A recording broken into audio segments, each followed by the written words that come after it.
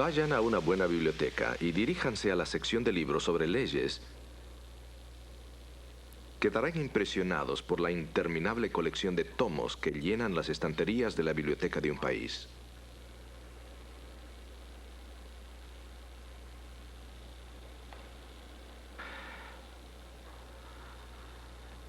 Las sociedades modernas funcionan bajo un sistema masivo de leyes. Leyes de inmigración, leyes corporativas, leyes civiles, para mencionar algunas. Las leyes controlan cómo construir nuestras casas, cómo comemos, cómo conducimos, aún el comportamiento de nuestras mascotas. A veces nuestras leyes son insignificantes, a veces irritantes, pero sin ellas desaparecería la civilización.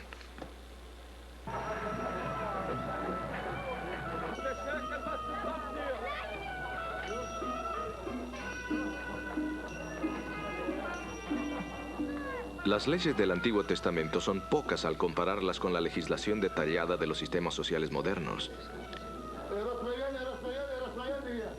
Pero tratan con los mismos casos. Hay dos diferencias notables. Primeramente, las leyes de Israel fueron dadas por Dios. Y segundo, la ley bíblica, a diferencia de los códigos modernos, contiene muchas leyes rituales religiosas.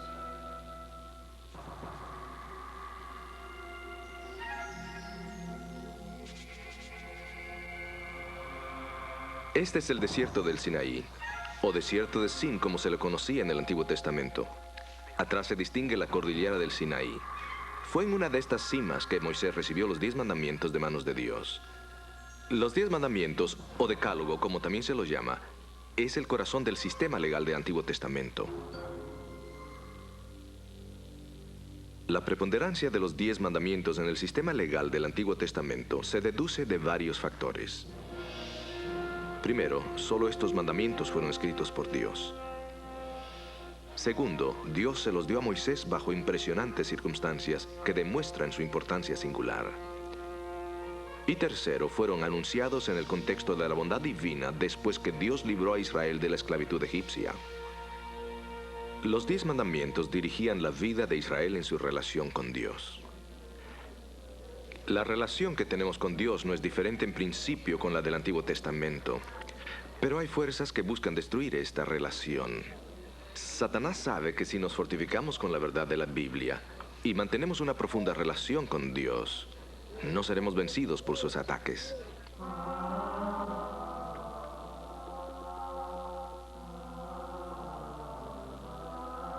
El ataque final que Satanás asestará contra aquellos que vivan en los últimos días será semejante al conflicto que experimentó Daniel y los hebreos en la antigua Babilonia.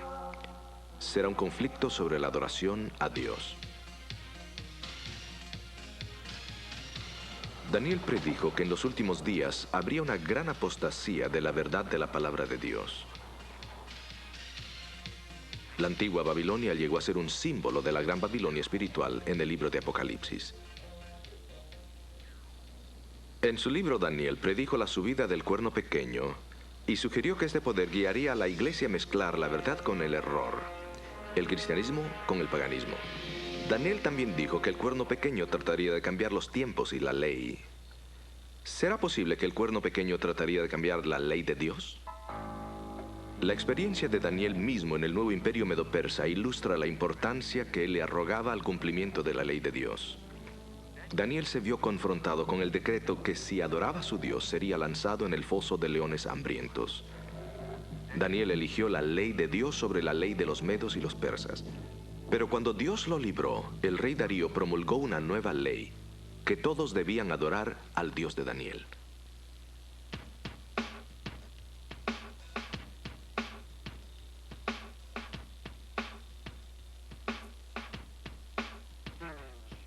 Pero aunque las leyes de Dios dictaban cómo debía vivir Daniel en el Antiguo Testamento, ¿acaso Dios requiere que los que viven en una sociedad moderna vivan de acuerdo a los códigos antiguos? ¿No dijo el apóstol Pablo que nosotros, que vivimos después de la muerte de Cristo, no vivimos bajo la ley, sino bajo la gracia? ¿Acaso nuestra relación con Dios, la forma que le servimos y le adoramos, tiene algo que ver con su ley? Para discutir estos puntos, escuchemos a nuestro orador invitado en Un Asunto de Ley.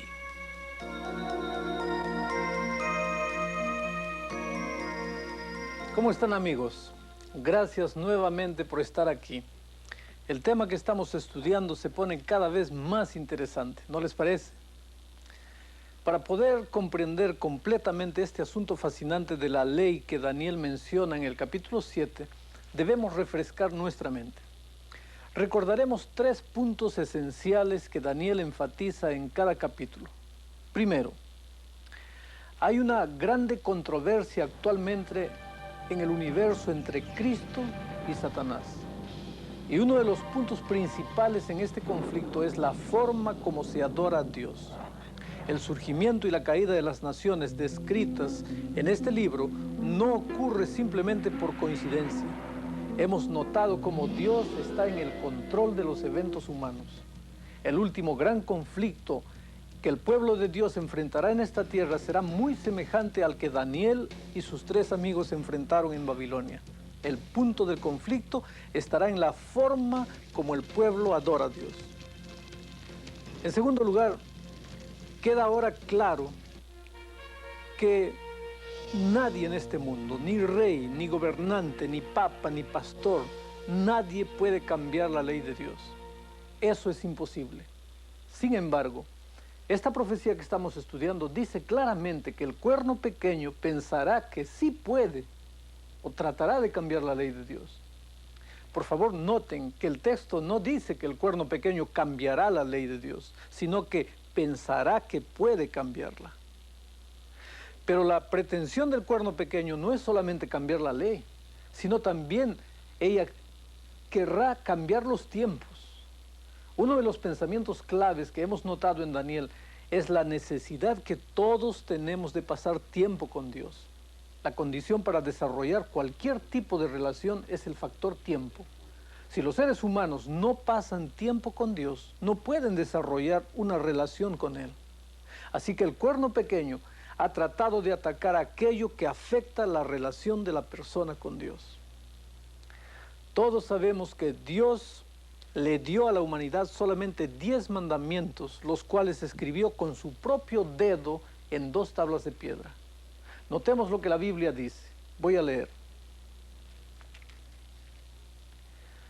Y dio a Moisés, como acabó de hablar con él en el monte de Sinaí, 2 tablas de testimonio, tablas de piedra escritas con el dedo de Dios. Es interesante notar que los 10 mandamientos son la única parte de la Biblia que Dios mismo escribió con su propio dedo. Ustedes recordarán que Moisés, cuando bajó del monte Sinaí y vio el pueblo danzando alrededor del becerro de oro, rompió las tablas de piedra. Cuando Dios lo llamó de nuevo al monte, no le dijo, bueno, ahora escríbelas tú. No. En realidad, Dios escribió los mandamientos por segunda vez. Esta es la clase de importancia que Dios le dio a la entrega de los 10 mandamientos. El resto de la escritura fue escrita por profetas, según Dios se comunicaba con ellos y les decía lo que debían escribir. Pero los 10 mandamientos eran de tal importancia que Dios los escribió con su propio dedo, 2 veces en tablas de piedra. No le dio el trabajo ni a Moisés ni a otro grande profeta. La escritura sobre la piedra indicaba de alguna manera que nunca serían cambiados y que serían para todos los tiempos. Pero noten ustedes la presunción del cuerno pequeño al tratar de cambiar la ley de Dios y los tiempos dentro de la ley. La única parte de la Biblia que Dios mismo escribió es la parte de la Biblia que este poder político religioso ha tratado de cambiar y alterar, y al hacerlo ha atacado al mismo Dios. Permítanme ahora explicarles por qué el tratar de cambiar los 10 mandamientos de Dios es un ataque hacia Dios personalmente. Los 10 mandamientos son una transcripción o una copia del carácter de Dios. Ellos nos revelan cómo es Dios. En realidad, la ley de Dios es un reflejo de sí mismo. A medida de ilustración, permítanme decir lo siguiente. Muéstrenme una copia de las leyes de un estado y yo les diré la clase de estado que es. las leyes reflejan el carácter de aquellos que las crearon. Igualmente sucede con la ley de Dios. Es un pequeño reflejo de cómo es Dios. Por ejemplo, cuando el mandamiento dice, no cometerás adulterio, simplemente nos está diciendo que Dios es puro. Por lo tanto, nosotros debemos ser puros como Él. Cuando la ley dice, no robarás, nos dice que Dios es honesto. Así que un esfuerzo por cambiar cualquiera de estos mandamientos es un atentado directo para cambiar el carácter de Dios. El tercer punto que tenemos que tener en cuenta es que Daniel también nos da el lado positivo de esta triste historia de apostasía al explicar cómo el verdadero pueblo de Dios se mantendrá firme delante de este error y será victorioso por la fuerza que recibe de Jesucristo. Simplemente este pueblo ama al Señor Jesús, lo ama más que su propia vida. ¿Por qué? Porque ellos han desarrollado un lazo de amor muy estrecho con Jesús. Ustedes recordarán que en Daniel 6 y en la experiencia de Daniel en el foso de los leones se nos muestra que el verdadero pueblo de Dios, como Daniel, tomará tiempo todos los días para orar y para leer la palabra de Dios. Esta, mis amigos, es la única fuente de fortaleza para prevalecer en el último grande conflicto que viene a este mundo. El cuerno pequeño es el agente que Dios dice que introducirá en la iglesia cristiana enseñanzas que ni Jesús ni los apóstoles enseñaron. El diablo sabe que si puede hacer que la estrecha relación entre Cristo y su pueblo se debilite, entonces él puede lograr que ellos se aparten de las simples verdades que Jesús quiere que ellos sigan. Es la Biblia la única fuente que nos da una comprensión clara de lo que es correcto o es incorrecto. La Biblia nos dice lo que Dios espera de nosotros. Así que una forma artera e ingeniosa que el diablo tiene es la manera como ha usado el poder del cuerno pequeño para tratar de cambiar la ley de Dios que tiene que ver directamente con nuestra íntima relación con Él. En nuestro estudio de hoy descubriremos el cuerno pequeño que puede realmente, si puede realmente cambiar la ley de Dios o no. Y en nuestro próximo programa estudiaremos las increíbles declaraciones con las cuales el cuerno pequeño ha tratado de cambiar la ley de Dios. Notemos primeramente esta descripción de lo que el cuerno pequeño hará. Voy a leer. Y hablará palabras contra el Altísimo, a los santos del Altísimo quebrantará. Pensará en mudar los tiempos y la ley, y entregados serán en su mano hasta tiempo y tiempos y medio tiempo. Ustedes pueden ver la presunción del cuerno pequeño.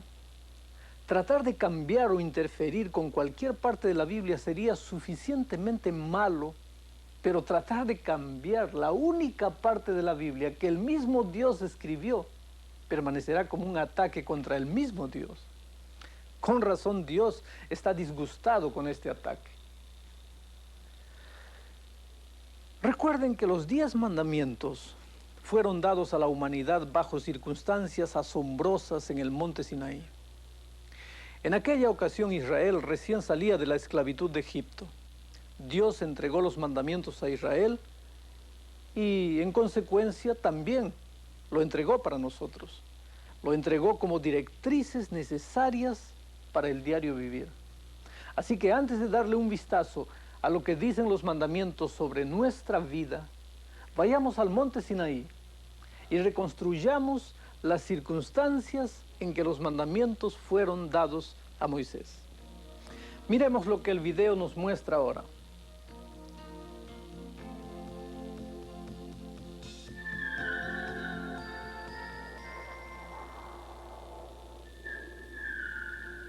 Esta es la península del Sinaí. Los israelitas antiguos viajaron a través de este desierto hostil en su famoso éxodo de Egipto hacia la tierra prometida. A decir de todos, debían haber perecido y desaparecido de la historia sin siquiera llegar a Palestina. Moisés, su líder, adjudicó el éxito de su empresa a la intervención supernatural de Dios.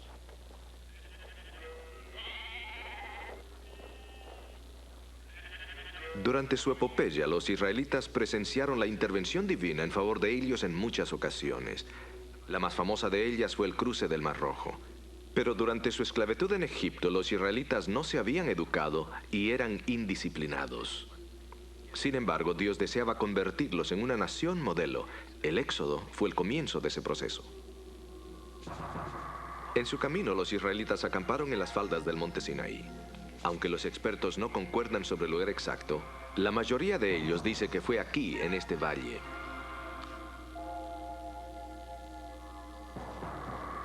Fue en una de estas cimas que Dios le dio a Moisés los 10 mandamientos. El libro de Éxodo lo describe como un evento pasmoso, con fuego, humo y una voz de trueno que salía de la montaña.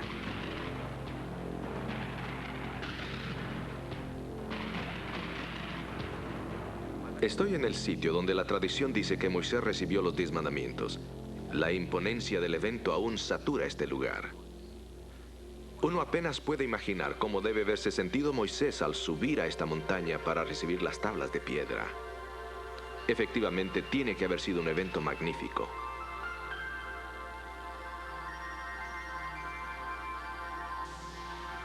Allí en el Sinaí trataron con un Dios totalmente diferente. Un Dios personal, un Dios que podían percibir, que podían escuchar.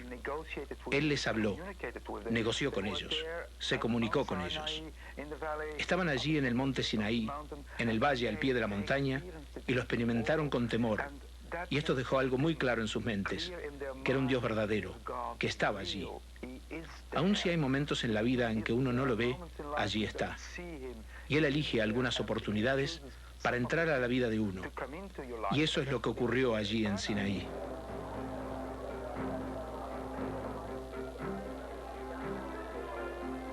Cuatro mil años más tarde, los judíos ortodoxos aún consideran los mandamientos como el epicentro de su estilo de vida.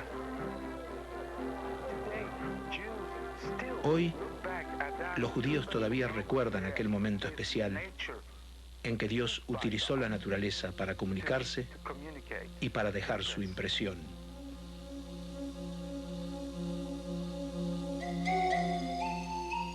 Con razón, los hijos de Israel quedaron sumamente impresionados al recibir los 10 mandamientos. Aún después de todos estos años, el Sinaí sigue siendo un lugar impresionante.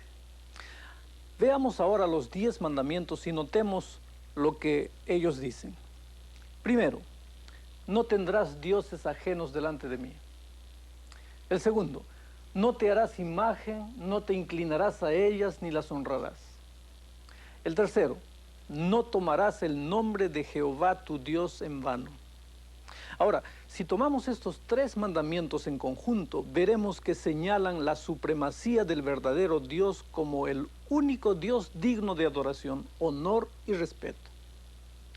El cuarto mandamiento, acordarte has del día de reposo para santificarlo.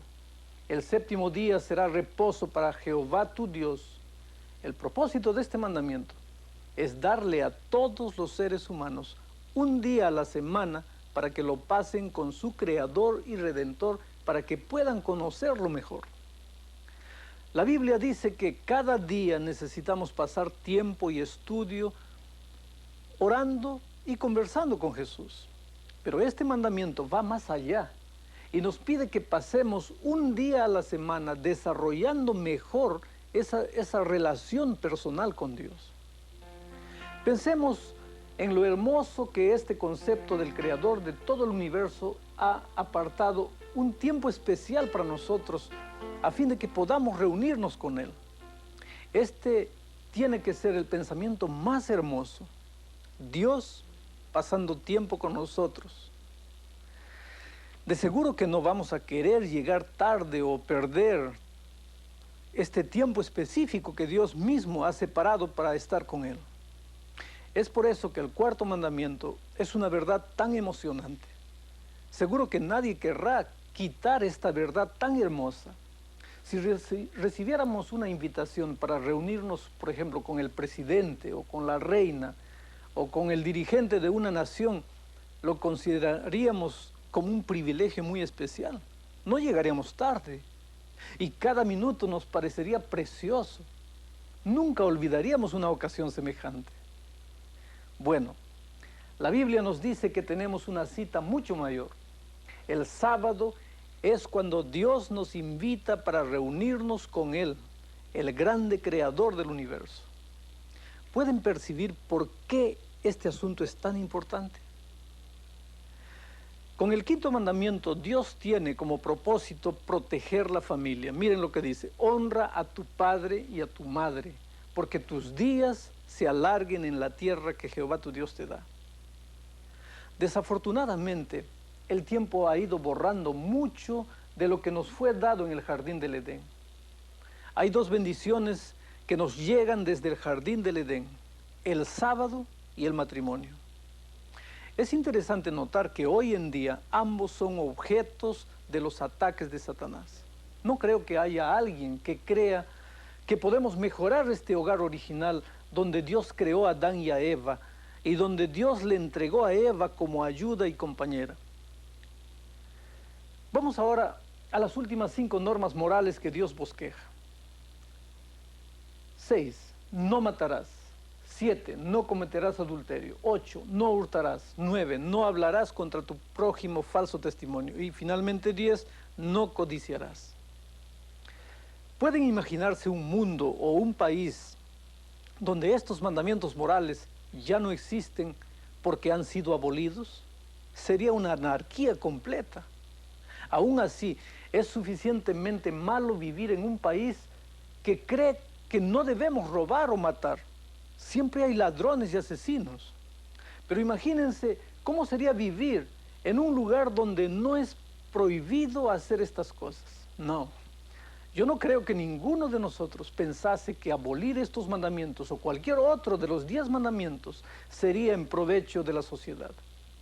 Sin embargo, Daniel 7 dice que el cuerno pequeño va a pensar que puede cambiar los tiempos y la ley de Dios. Naturalmente, es obvio que tendría que ser un cambio muy sutil, porque un ataque abierto sería inmediatamente reconocido y resistido y rechazado por los cristianos de todo el mundo. Cuando Jesús estuvo en esta tierra, Él obedeció la ley de Dios. La Biblia nos da abundantes declaraciones de que Él vivió a la altura de los principios de la ley de Dios. Infelizmente, el pueblo que vivía en sus tiempos, los judíos, los fariseos, llevaron la observancia de los mandamientos a un extremo de fanatismo. Para que nosotros tengamos una visión correcta de esto, es necesario que nosotros miremos este vídeo que viene a continuación.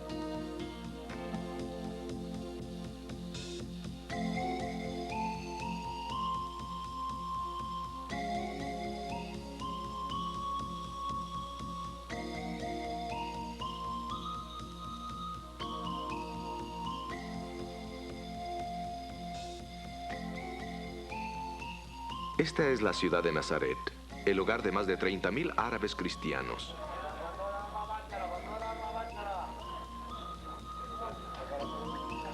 Jesús nació en Belén, pero se crió en Nazaret, trabajando con su padre José en su taller de carpintería. Cuando era niño, sin duda que Jesús vino muchas veces al bazar de Nazaret para comprar comida para su madre. También debe haber acompañado a su madre al pozo de la aldea para sacar agua para ese día. El pozo es ahora un altar cristiano conocido como el Pozo de María.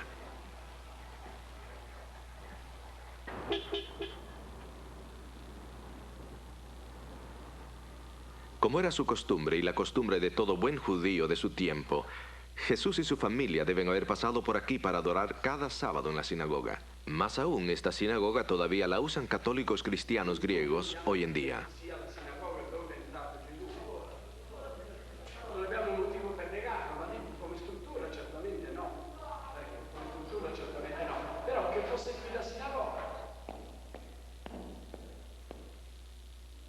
Pero ¿cómo sería la sociedad judía en el tiempo de Jesús? ¿Qué valores gobernaban su vida? Existían cosas que en la práctica los separaban. sus normas de alimentación, las cosas que comían bajo ciertas condiciones y lo que no podían comer, cosas que aislaban al judío practicante. Nos debemos dar cuenta, por supuesto, tal como hoy en día, que todos los judíos en el primer siglo no eran judíos practicantes. Pero aquellos que practicaban sus leyes alimenticias, la circuncisión, los matrimonios solamente entre judíos, no reconocían, por supuesto, los ídolos y dioses de los paganos, todo lo que separaba a los judíos. Aquello los hacía diferentes. Estaban conscientes de su diferencia. Esto creó ciertas tensiones. El tener conocimiento de sus diferencias y el ser exclusivos a veces los tornaba un tanto arrogantes y tendían a rechazar un poco a los forasteros. Por lo tanto, esta fue la razón por la cual se disgustaron un poco con Jesús, quien aparentaba ser un judío santo. Sin embargo, comía con un samaritano y pidió a una mujer samaritana, que también era una mujer de una reputación dudosa, que le diera un vaso de agua. Este tipo de cosas hubiera ofendido a los judíos.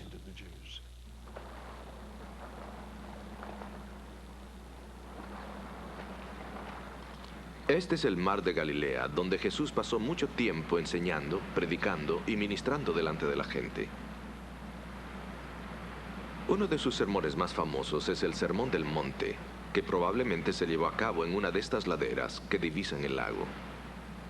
En ese sermón Jesús predicó sobre el asunto de la ley y de la actitud de los judíos hacia ella. Yo personalmente leí el Sermón de la Montaña, que se encuentra en Mateo 5, 6 y 7, como la interpretación de Jesús de la ley del Torá, a diferencia de los fariseos. La forma en que él lo interpretó en comparación a los fariseos fue cuando ellos decían: he cumplido el sexto mandamiento porque no he matado a nadie, no he asesinado a nadie. Jesús dijo: eso no basta, tienes que hacer totalmente lo opuesto a lo que la ley prohíbe. No basta con decir no he matado a nadie, he cumplido con la ley. Lo que él quisiera que tú digas es: has buscado la reconciliación con aquel que es tu enemigo en algún lugar donde haya tensión, es decir, bueno, no lo he matado todavía, por lo tanto, no he violado el mandamiento. Jesús dijo que uno debería tomar la dirección completamente opuesta. La ley prohíbe lo extremadamente negativo. Jesús dice que la manera de evitar esto es dirigiéndose en la dirección opuesta, mostrar preocupación y cuidado al buscar la paz y la reconciliación. Esto lo hace mandamiento tras mandamiento. Como pueden ver, Jesús no abolió la ley de Moisés. Más bien enfatizó su aplicación primordial para la sociedad humana. Y por supuesto, él mismo vivió una vida en completo acuerdo con la ley.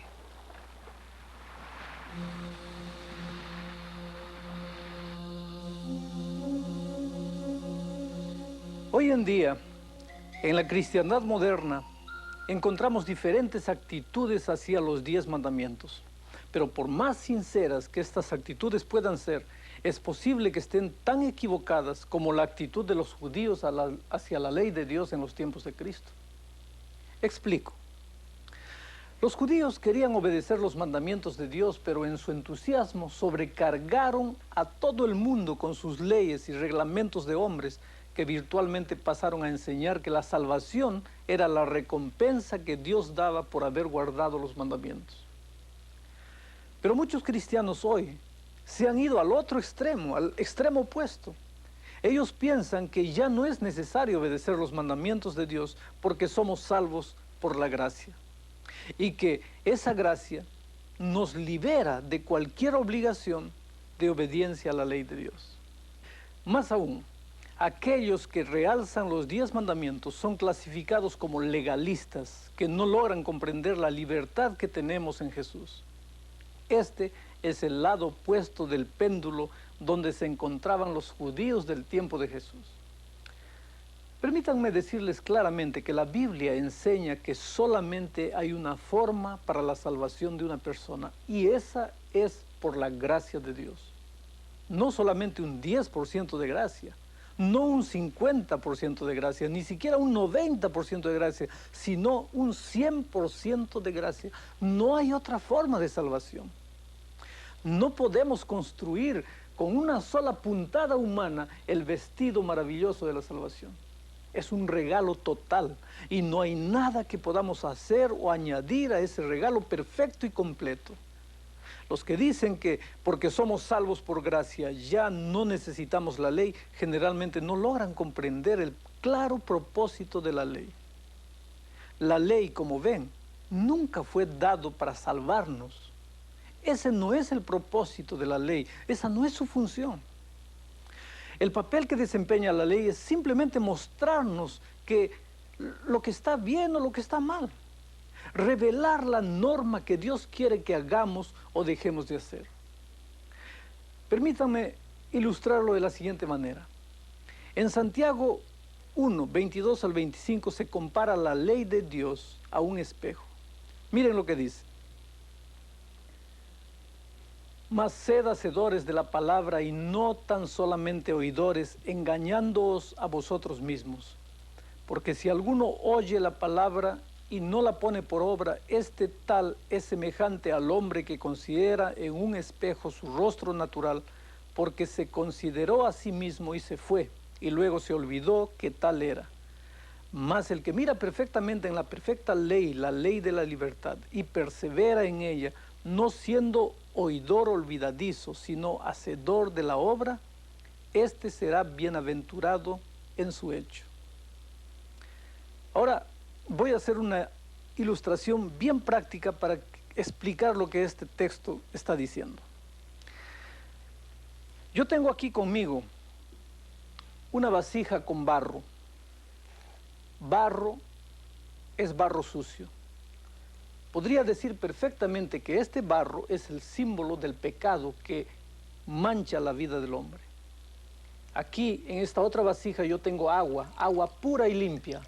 El agua podría ser un perfecto símbolo de la gracia de Jesús, de la sangre maravillosa de Jesús que limpia todo pecado. Ahora aquí yo tengo un espejo. El espejo es un símbolo de la ley de Dios. El texto bíblico dice que la ley es como un espejo. Muy bien, permítanme hacer ahora la ilustración. Aquí está el barro, símbolo del pecado. Yo estoy yendo por la vida, soy un ser humano y me mancho con el pecado de esta vida. Hay un problema con el pecador. Yo no puedo mirarme a mí mismo. Entonces, mi vida está llena de pecado, pero yo no me doy cuenta de la situación. Todas las personas se ríen de mí. El único que no sabe por qué los otros se ríen de mí soy yo, porque no tengo la capacidad de mirarme a mí mismo. Si no hubiese espejo, yo nunca sentiría la necesidad de ir a buscar el agua para lavarme. Pero ahora yo tengo aquí en mis manos el espejo que, según el texto de Santiago, es la ley de Dios. Yo me miro en el espejo y al mirarme en el espejo quedo horrorizado dándome cuenta de mi triste situación. Ahora, si yo tratase de lavarme con el espejo, miren lo que va a suceder. Yo me voy a ensuciar mucho más, porque el espejo no sirve para lavar. La función del espejo es solamente mostrar la necesidad del agua. Ahora que me mostró la necesidad, yo debo ir al agua. Y ahora sí, el agua me limpia de toda suciedad. La gracia de Cristo me limpia de todo pecado.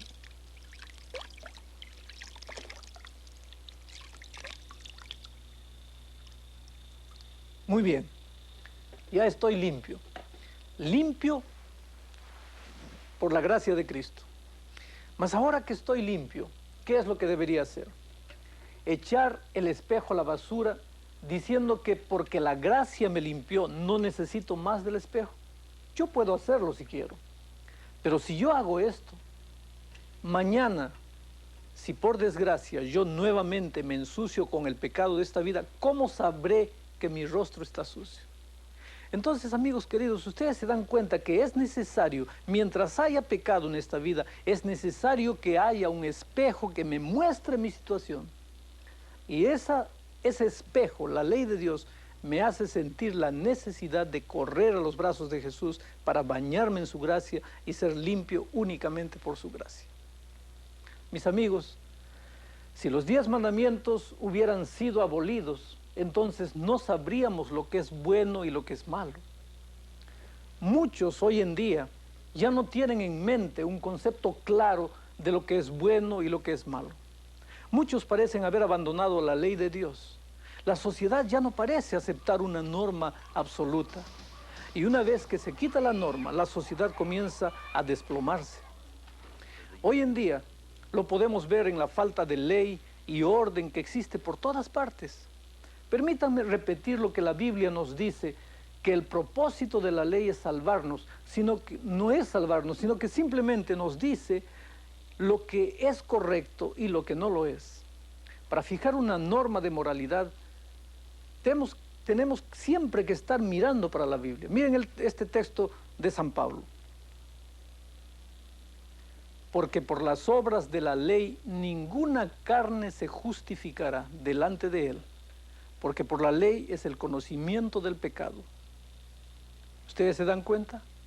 La ley no puede justificarnos o ponernos bien delante de Dios jamás. Es simplemente para revelarnos nuestra necesidad de la gracia. Cuando nos enamoramos de alguien, deseamos hacer cosas que agraden a esa persona. Más aún, llega a ser algo natural que deseemos complacer a esa persona en todo lo que nos pida que hagamos. Exactamente lo mismo ocurre con Jesús. Deseamos naturalmente hacer lo que le complace. Aquí es donde encaja el principio de la obediencia. Yo guardo los mandamientos de Dios porque amo a Jesús. Porque Jesús dijo, si me amáis, guardad mis mandamientos. De la misma forma como hacemos naturalmente las cosas que complacen a nuestro compañero o a nuestra compañera, también cuando Jesús me dice, Alejandro, si me amas, guardarás mis mandamientos, esa es la razón por la cual yo como cristiano deseo obedecer a Jesús. Entonces, guardar los mandamientos viene como resultado de conocer a Jesús, como resultado de ser su amigo, su compañero. La mayor evidencia que los 10 mandamientos aún son válidos es el hecho de que somos salvos por la gracia. Déjenme ilustrarlo. Voy manejando mi automóvil por la calle, completamente ignorante del hecho de que voy a una velocidad que excede el límite por un gran de margen. De pronto, un auto con luces intermitentes me indica que me detenga. El oficial de policía me dice, ¿hay alguna razón para que usted conduzca tan rápido? Yo admito inmediatamente que no tengo ninguna. Así que él inmediatamente comienza a escribir una boleta y me invita a comparecer ante la corte. Me presento delante del juez. Él escucha mi caso y le explico que iba camino a unas conferencias. Bueno, él demuestra simpatía y puesto que esta es mi primera experiencia en la corte, me perdona los cargos. Me dice, en efecto, la corte lo perdona y le extiende la gracia de la corte. Bien, salgo de la corte y me siento muy feliz. Así que me subo a mi auto y comienzo a conducir nuevamente por la calle, rechinando las llantas y quemando las gomas.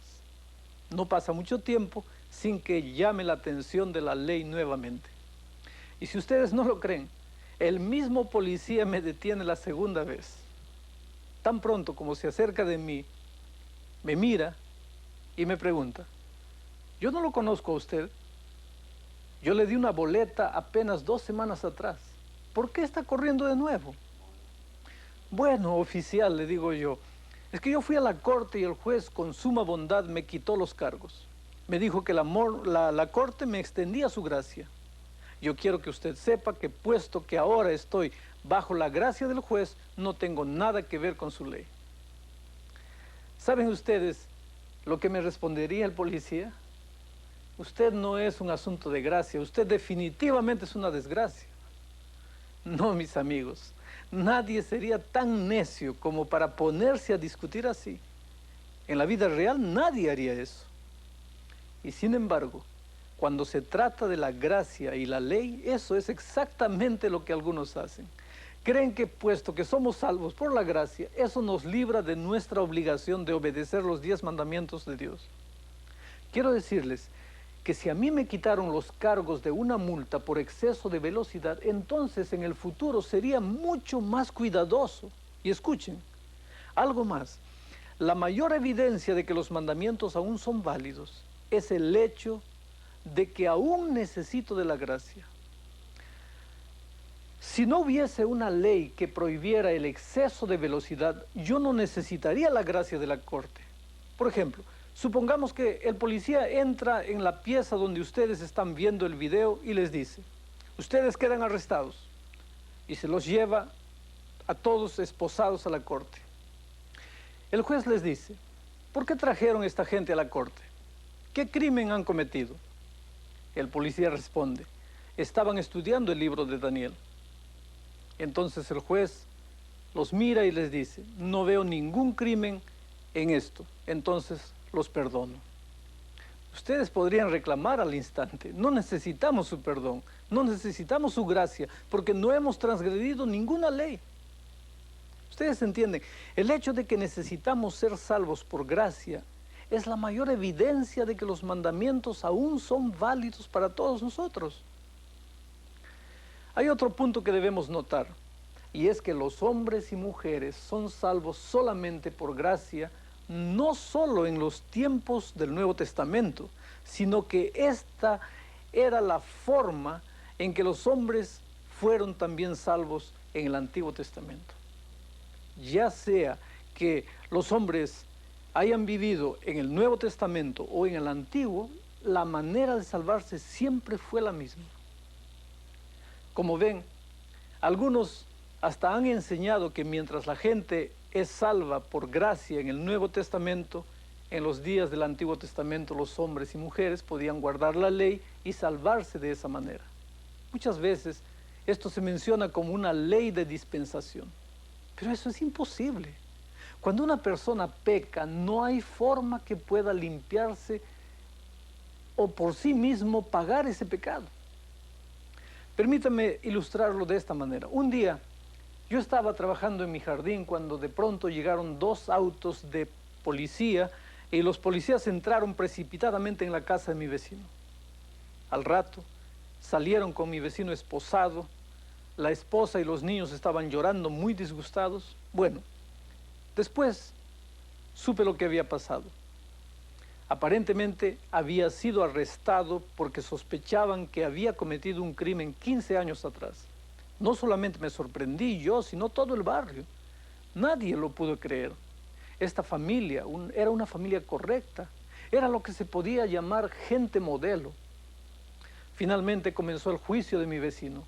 Yo tuve que comparecer como testigo de la defensa para decirle a la corte cómo vivió este hombre desde que yo lo conocí. Al escuchar las evidencias, parecía ser cada vez más claro que él era culpable de los crímenes de hace varios años. A pesar de que todos los vecinos podían testificar que este hombre había vivido una vida ejemplar, había sido un buen vecino, y no se nos ocurría ni una sola cosa mala que hubiese hecho. Sin embargo, nada de esto sirvió en la corte. El hombre fue condenado por un crimen que cometió hacía 15 años. No importó que hubiese vivido una vida ejemplar desde entonces. Fue a la cárcel por ese crimen. Lo mismo sucede con nosotros. No importa si nos fuera posible vivir una vida perfecta sin cometer un error de aquí en adelante. Todos hemos hecho cosas malas en el pasado y eso tiene que ser resuelto. Como verán, ningún hombre o mujer puede vivir una vida sin cometer errores en pensamiento, palabra o acto. Y eso nada tiene que ver con que la persona haya vivido en los tiempos del Nuevo o Antiguo Testamento. Es por eso que nadie puede ser salvo de ninguna otra forma que no sea mediante Jesús, su misericordia y su gracia. Necesitamos a alguien que pague la deuda de nuestros errores. Los israelitas necesitaban que alguien pagara la deuda de sus errores. Es por eso que en el Antiguo Testamento ellos tenían los corderos de sacrificio que les recordaba la muerte de Jesús que se realizaría en el futuro.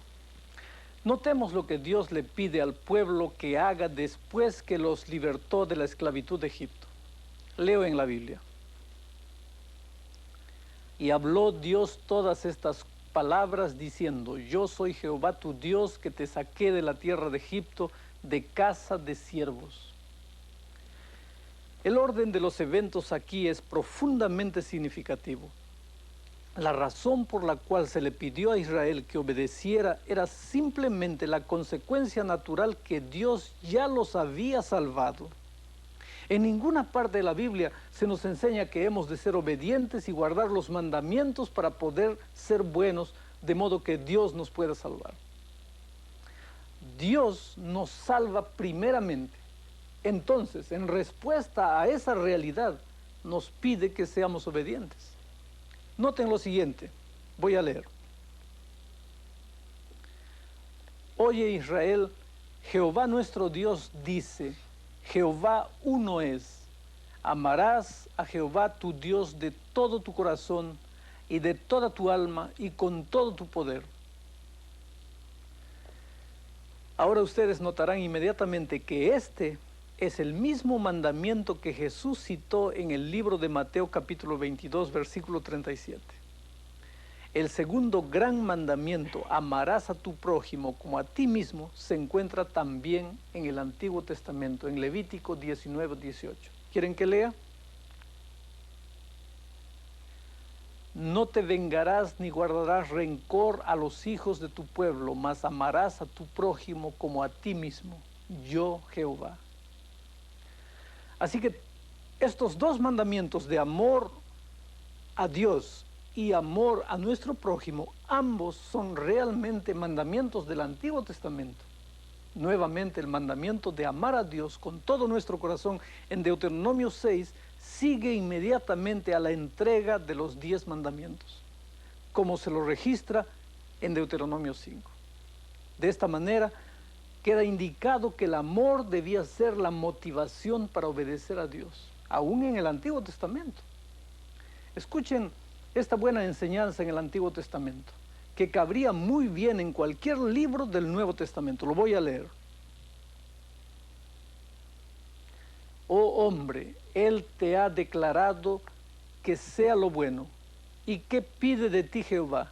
Solamente hacer juicio y amar misericordia y humillarte para andar con tu Dios. Esto no me suena a legalismo. Es una vida de obediencia, resultado de una relación de amor hacia Dios. Aún la experiencia del Nuevo Testamento que Jesús le indicó a Nicodemo en el Nuevo Testamento también se encuentra claramente en el Antiguo Testamento. Lo voy a leer. Y os daré corazón nuevo, y pondré un espíritu nuevo dentro de vosotros, y quitaré de vuestra carne el corazón de piedra, y os daré un corazón de carne, y pondré dentro de vosotros mi espíritu, y haré que andéis en mis mandamientos, y guardéis mis derechos, y los pongáis por obra. Aquí nuevamente se nos presentan los mismos principios de la religión evangélica. Para poder servir a Dios, la gente necesita un nuevo corazón donde more el Espíritu Santo. Es el Espíritu Santo morando en el corazón que nos induce a ser obedientes. ¿Se dan cuenta? Dios siempre ha tenido un solo plan de salvación. En el Antiguo Testamento o en el Nuevo Testamento, la gente se salva solamente por gracia, por medio de la fe, nunca por obras. Las obras y la obediencia a la ley, tanto en el Antiguo como en el Nuevo Testamento, siempre son el resultado de una íntima relación con Dios. Nunca son el medio para obtener esa relación. La ley de los 10 mandamientos de Dios es inmutable. Él dijo, yo soy Jehová y no cambio. Y en el Nuevo Testamento tenemos a Jesucristo, que es el mismo ayer, hoy y por los siglos. Lo que Dios dijo en el Antiguo Testamento es lo mismo que dijo en el Nuevo Testamento. Es cierto que el Nuevo Testamento nos da una revelación mayor de Jesús y también de su gracia. Pero no es diferente la relación de ley y gracia. Esa relación es la misma en el Nuevo y en el Antiguo Testamento. Los 10 mandamientos de Dios son tan eternos e inmutables como el mismo Dios.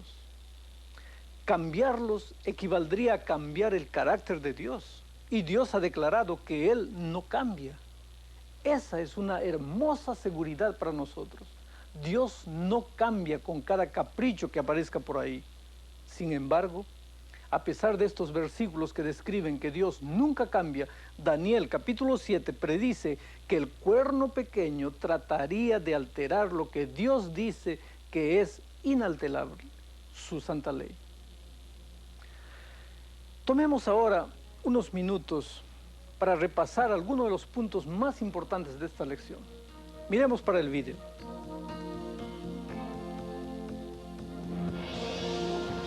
La importancia del decálogo en el sistema legal del Antiguo Testamento queda claro por varios factores. Primero, solo estos mandamientos fueron escritos por Dios. Segundo, Dios se lo dio a Moisés bajo imponentes circunstancias que subrayan su singular importancia. Y tercero, fueron anunciados en el contexto de la bondad divina después de la maravillosa liberación de Israel de la esclavitud egipcia. Los 10 mandamientos dirigían la vida de Israel en su relación con Dios, pero la obediencia a la ley no se agenciaba a esa relación. La amistad de Dios hacia Israel fue siempre un don.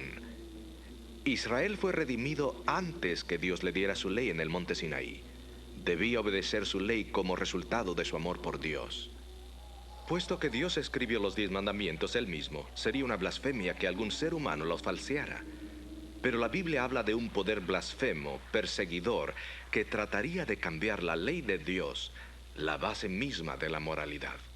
En su famoso Sermón del Monte, Jesús dijo que no había venido a abrogar la ley o los profetas. Su misión, dijo él, fue la de cumplirla. ¿Pero acaso no nos enseña el apóstol Pablo que los cristianos no están bajo la ley sino bajo la gracia? Así es. Pero es importante saber qué quiso decir con eso. Una cosa es clara. Él no dijo que los cristianos deben ignorar el decálogo. Pablo cita el 5º, 6º, 7º, 8º, 9º y 10º mandamiento como si fueran obligatorios para los cristianos. Obviamente no podría indicarles que guarden una ley que había sido abolida. Entonces, ¿anulamos la ley con esta fe? En absoluto. Lo que hacemos en realidad es respetar la ley. ¿Y qué entonces? ¿Pecaremos porque no nos hallamos en estado legal, sino en estado de gracia? De ninguna manera. ¿Qué diremos entonces? ¿Que la ley es pecado? Desde ya que no. De estas negaciones podemos concluir que la ley no ha sido abolida por la fe en Cristo y que la gracia de Dios no le da base al pecado. ¿Cuál es el problema? El problema es el pecado en el corazón humano. Somos atraídos a lo prohibido. ¿Pero qué quiere decir Pablo cuando dice que no estamos bajo la ley sino bajo la gracia? Estar bajo la ley es estar bajo el control de todo el sistema mosaico. Jesús nació como judío bajo este sistema y por tanto estaba obligado a observar todos los requisitos de la ley mosaica. Esto incluía no solo el decálogo, sino todas las leyes rituales generales de la vida tradicional judía. Estar bajo la ley significaba vivir como un judío del primer siglo. Muy temprano en su misión entre los paganos, los cristianos tuvieron que formularse una pregunta. ¿Tendrán que vivir los conversos gentiles como un judío del primer siglo, es decir, bajo la ley? La respuesta es no.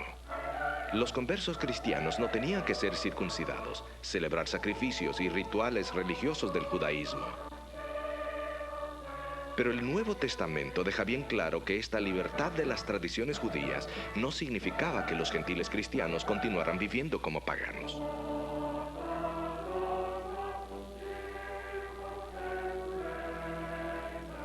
La vida, muerte y resurrección de Jesús cambió al mundo. El pecado comenzó con la rebelión de Adán contra Dios y fue un poder dominante antes de la entrega de la ley en el monte Sinaí. La ley mosaica definía el pecado como transgresión, pero no podía curar el problema. Como las leyes del racismo no pueden obligar a amar, Tampoco la ley mosaica puede acabar con el pecado y la muerte. El pecado y la muerte continuaron reinando aún después de la ley mosaica. Al clasificar el pecado como transgresión, la ley mostró la seriedad del pecado. Fue la resurrección de Jesús, no la promulgación de la ley, lo que terminó con el reino del pecado y la muerte. En conclusión, podemos decir que la importancia del Decálogo se manifiesta por el hecho que Dios la escribió con su propio dedo. Además, las declaraciones de Pablo y Cristo demuestran que la ley no ha sido abolida y está vigente hoy en día. Pero la ley no puede salvar a la raza humana del pecado. Es solo por la sangre de Cristo que el hombre puede ser salvo, nada más.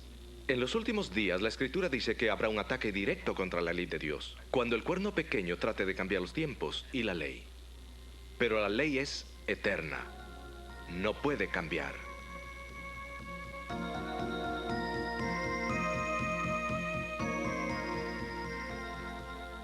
Esperamos que hayan disfrutado del estudio de este tema. Nuestro próximo tema les mostrará los detalles de la forma como el cuerno pequeño ha cambiado la ley de Dios para poder engañar prácticamente al mundo entero. Es un tema muy importante que pocos comprenden hoy en día y sin embargo tiene implicaciones para cada uno de nosotros. Así que no importa lo que tenga que hacer, no se lo pierdan. Hoy estoy muy agradecido porque Dios no solo me invita a hacer lo que Él desea que yo haga, sino que también me da el poder para llevarlo a cabo. Sería una burla si Dios nos indicase lo que debemos hacer y nosotros nunca pudiésemos alcanzar la norma. Esa es la razón por la cual el Evangelio aún tiene poder para salvar a todo aquel que cree. Yo siento personalmente que hoy quiero responder nuevamente al Señor Jesús. Estoy seguro que ustedes también sienten lo mismo que yo. Están agradecidos porque Él ha provisto esta maravillosa salvación y este poder para vivir una vida de obediencia. ¿Les gustaría coger su papel y escribir estas palabras? Gracias por el don de la salvación. Hoy lo quiero aceptar. Seguramente tú lo quieres escribir como una oración y como un registro de tu decisión. Esto nos ayudará para que esta verdad llegue a ser parte de nuestra forma de pensar. Vamos a orar ahora. Querido Padre que estás en los cielos, muchas gracias porque cuando nos creaste no nos dejaste en las tinieblas. Nos entregaste tu santa ley para mostrarnos el camino por donde andar seguros. Estamos viendo que hay un poder extraño que quiere cambiar, que pretende cambiar tu santa ley. Pero gracias porque tú has advertido a través de tu palabra a tus hijos sinceros para que sepamos cuál es el camino que tú tienes para tus hijos. Bendice en este momento a todas las personas sinceras que han tomado su decisión y han decidido vivir a partir de hoy día una vida, una experiencia de relación más bonita, más íntima contigo. Te pedimos todo en nombre de Jesucristo. Amén.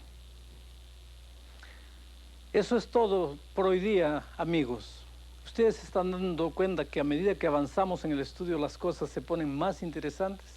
Entonces yo los espero en nuestra próxima reunión.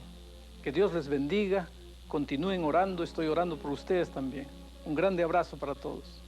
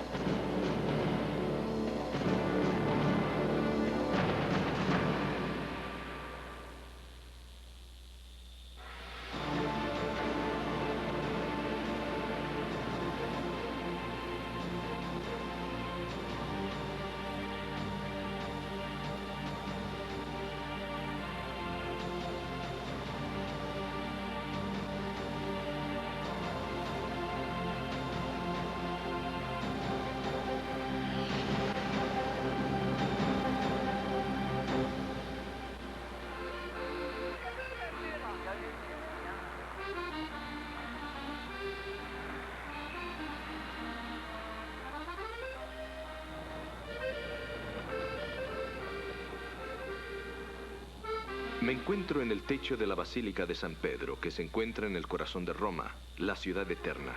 Las curvas sinuosas de estas galerías se extienden hacia Roma y hacia todo el mundo para traer un diluvio de peregrinos que admiran y adoran esta iglesia debajo de mis pies.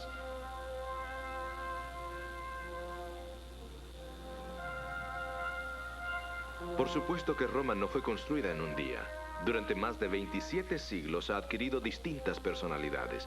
La antigua Roma de los Césares, la Roma católica de la Edad Media, la ciudad del Renacimiento de Miguel Ángel y Rafael, y la metrópolis moderna de congestiones de autos, boutiques de modas, cafés y encuentros de fútbol.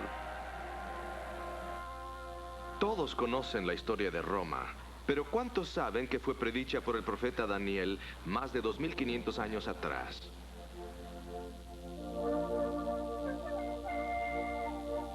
Las visiones de Daniel predijeron el nacimiento y la caída de 4 imperios mundiales.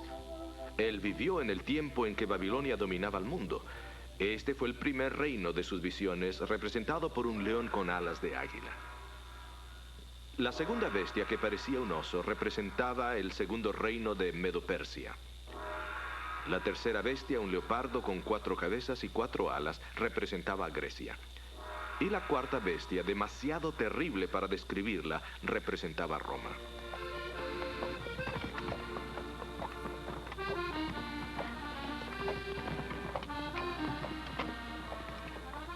Este es el famoso Coliseo romano, construido entre los años 69 y 80 de la era cristiana.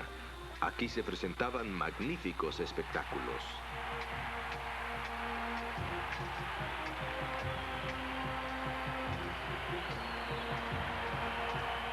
El cristianismo llegó a Roma como una religión prohibida. Durante algunos periodos era suficiente tachar a alguien de cristiano para que fuera condenado a muerte. Pero a pesar de la persecución, la nueva religión creció y prosperó hasta llegar a conquistar el mismo imperio romano. Finalmente, el emperador Constantino el Grande adoptó el cristianismo y, con la excepción del reino de Juliano el Apóstata, el imperio romano llegó a ser cristiano. Pero la profecía de Daniel continúa describiendo una asombrosa aparición de la frente de la cuarta bestia. Este cuerno pequeño tenía poder. Era una fuerza terrible. Daniel describe 3 atributos distintivos del poder del cuerno pequeño. El primero de ellos es que oprimía a los santos de Dios.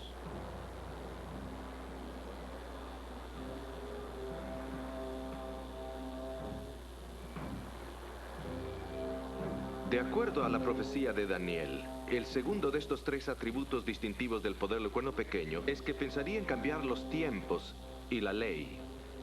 Estos tiempos son tiempos religiosos, es decir, tiempos que Dios ha establecido para propósitos sagrados. Hablaremos de ello en otro programa más adelante.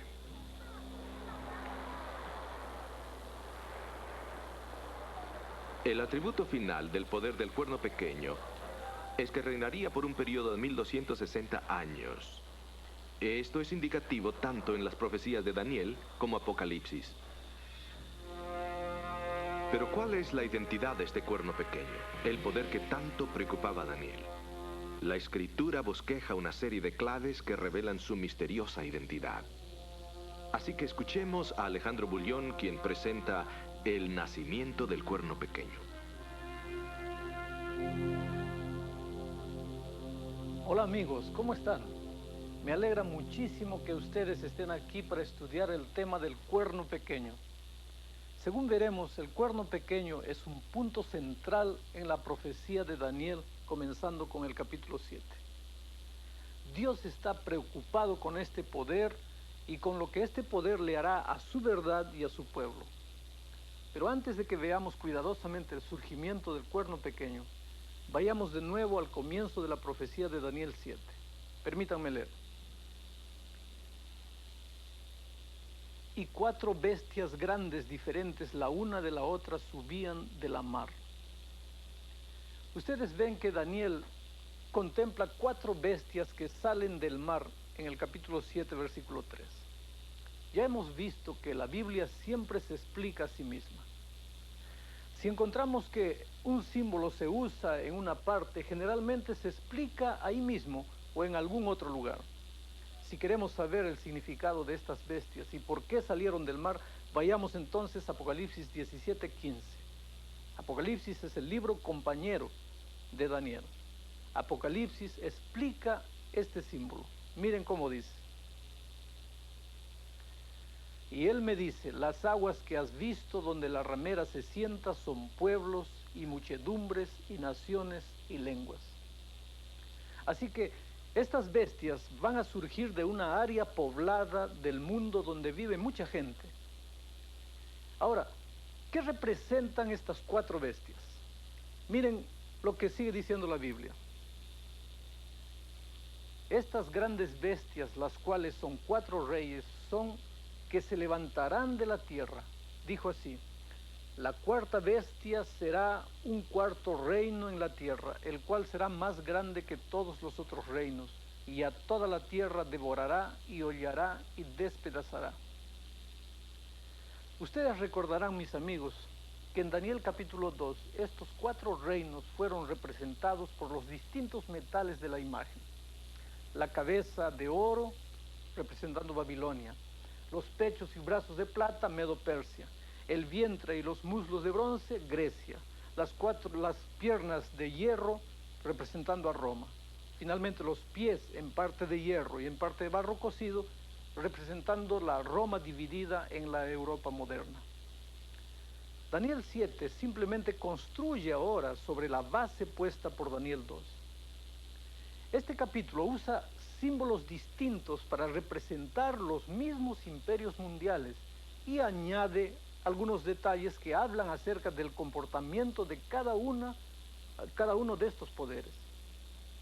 Pronto, un nuevo poder, un cuerno pequeño, aparecerá en la escena. Miremos brevemente cada una de estas bestias. Miren lo que dice la Biblia. La primera era como león y tenía alas de águila.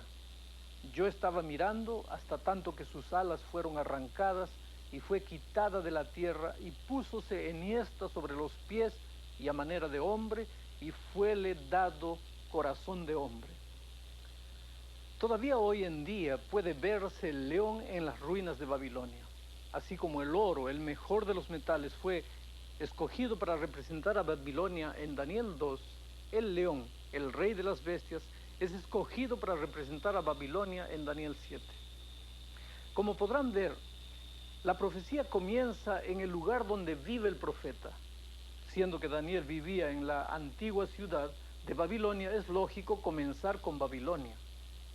Después de Babilonia, el segundo poder, Medo-Persia, surge representado por el oso. Miren lo que el texto bíblico dice. Y aquí, otra segunda bestia semejante a un oso, la cual se puso más alta de un lado y tenía en su boca 3 costillas entre sus dientes, y fuele dicho, levántate, traga mucha carne. Medo-Persia siguió a Babilonia. Se levantó en una coalición de lado porque Media era más fuerte. 3 costillas, Egipto, Lidia y Babilonia. Después de Medo-Persia viene Grecia, representada por un leopardo con 4 alas. La Biblia describe así. Después de esto miraba yo en las visiones de la noche, y he aquí otra semejante a un tigre, y tenía 4 alas de ave en su espalda. Tenía también esta bestia 4 cabezas, y fuele dado potestad. El leopardo es un animal veloz. Las alas dicen más veloz que veloz. Aquí está simbolizado Alejandro, el general más grande que ha conocido el mundo. La batalla de Arbela en el año 331 antes de Jesucristo, cuando los griegos derrotaron a los medo-persas, fue uno de los conflictos decisivos de la historia. Marcó el fin de la larga lucha entre el este y el oeste, entre Persia y Grecia, y preparó el camino justamente para el esparcimiento de la civilización helenística por todo el mundo occidental. Las 4 cabezas del leopardo representan las 4 divisiones del imperio griego en el momento de la muerte de Alejandro el Grande.